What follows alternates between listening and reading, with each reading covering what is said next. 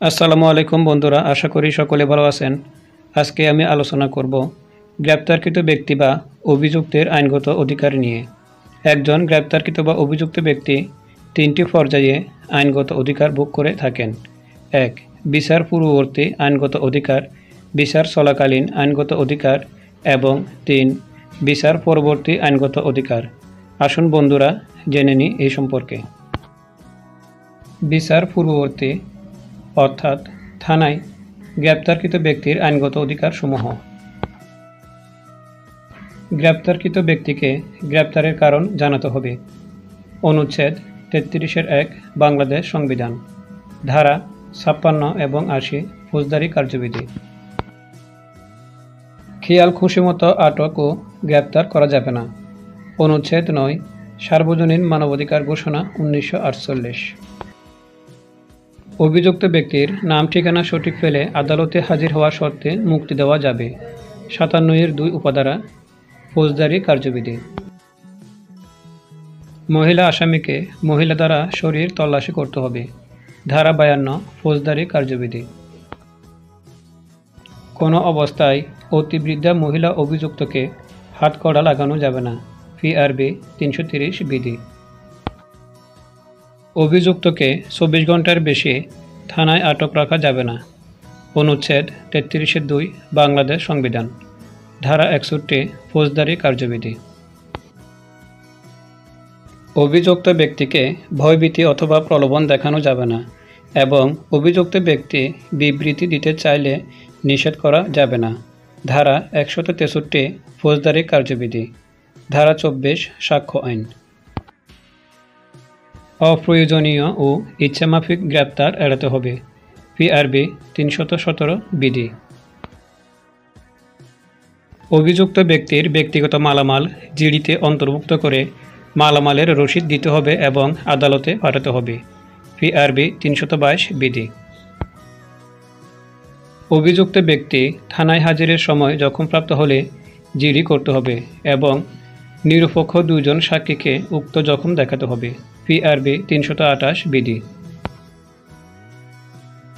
থানায় ৩৬ বর্গফুট কক্ষ বিশিষ্ট হাজতে অভিযুক্তকে রাখতে হবে। PRB ৩২৭ ক বিধি। অভিযুক্ত ব্যক্তি অসুস্থ হলে চিকিৎসার ব্যবস্থা করতে হবে। PRB ৩২১ বিধি। অভিযুক্ত ব্যক্তির নিকট হতে জোরপূর্বক স্বীকারোক্তি আদায় করা যাবে না।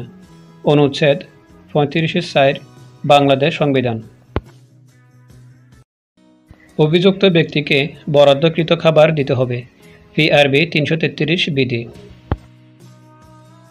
শিশু, কিশোর, বয়স্ক ও মহিলা অভিযুক্তদের একই হাজতখানায় রাখা যাবে না। সকলের জন্য পৃথক পৃথক হাজতখানার ব্যবস্থা করতে হবে। শিশু আইন ২০১৩।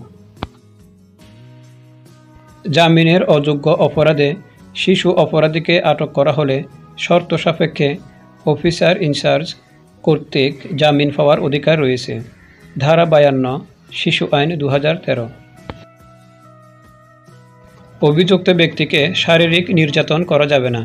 অনুচ্ছেদ ৩৫-৫ বাংলাদেশ সংবিধান। অভিযুক্ত ব্যক্তির আত্মপক্ষের সমর্থনের অধিকার রয়েছে। অনুচ্ছেদ ১১-১ সার্বজনীন মানবাধিকার ঘোষণা ১৯৪৮। সকল নাগরিকের আইনের সমান সুযোগ লাভের অধিকার রয়েছে। অনুচ্ছেদ ৩১ বাংলাদেশ সংবিধান। অনুচ্ছেদ ৬ সার্বজনীন মানবাধিকার ঘোষণা ১৯৪৮। বিচারের সময় অর্থাৎ আদালতে অভিযুক্ত বা গ্রেপ্তারকৃত ব্যক্তির আইনগত অধিকারসমূহ। অভিযুক্ত ব্যক্তি পছন্দ মোতাবেক আইনজীবী নিয়োগ করতে পারবেন। ধারা ৩৪০ ফৌজদারি কার্যবিধি। ধারা ১২৬ সাক্ষ্য আইন।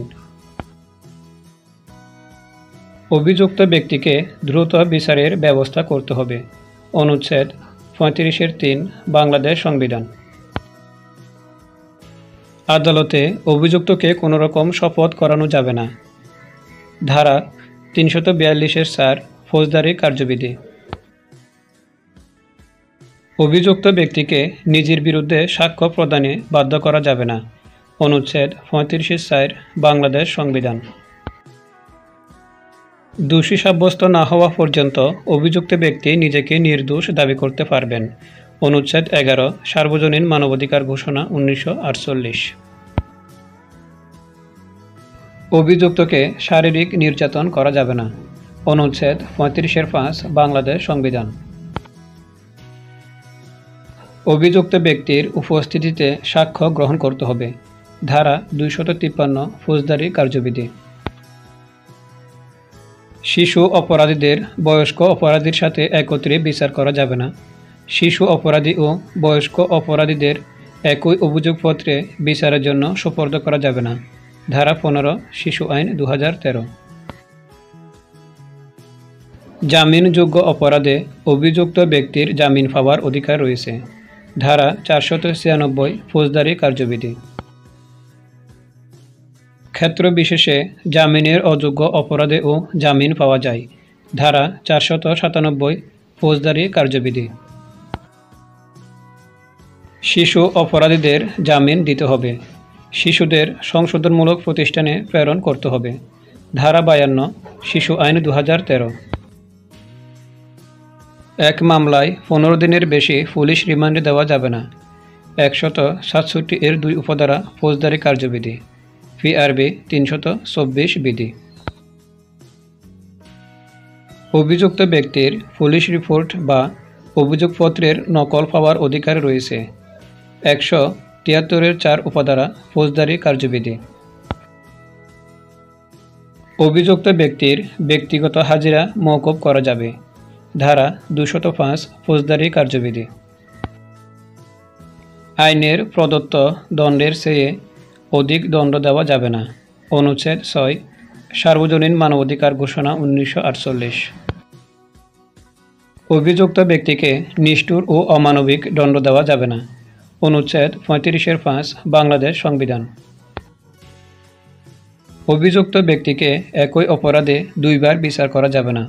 অনুচ্ছেদ 35 বাংলাদেশ সংবিধান। ধারা 403 ফৌজদারি কার্যবিধি। বিচার শেষে অভিযুক্ত ব্যক্তির আইনগত অধিকারসমূহ: আসামির রায়ের কপি পাওয়ার অধিকার রয়েছে। ধারা 371 ফৌজদারি কার্যবিধি। নিম্ন আদালতের রায়ের বিরুদ্ধে উচ্চ আদালতে আপিল করার অধিকার রয়েছে। ধারা 407, 408, 410, 417 ফৌজদারি কার্যবিধি। অভিযুক্ত ব্যক্তি নির্দোষ হলে বেকসুর খালাস দিতে হবে। 245 1 উপধারা ফৌজদারি কার্যবিধি। অভিযুক্ত নারী ও শিশুর নিরাপদ হেফাজত, ক্ষতিপূরণ ও পুনর্বাসনের অধিকার রয়েছে। ধারা 31 নারী ও শিশু নির্যাতন দমন আইন।